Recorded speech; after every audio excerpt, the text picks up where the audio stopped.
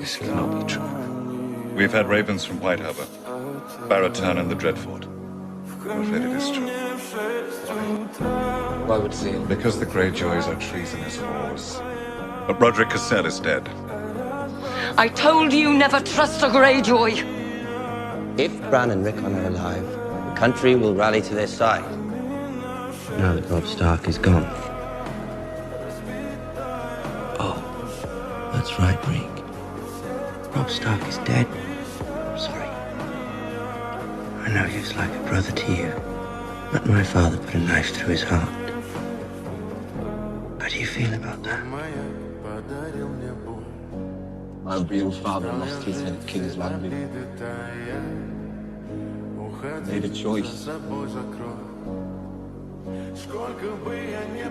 wrong.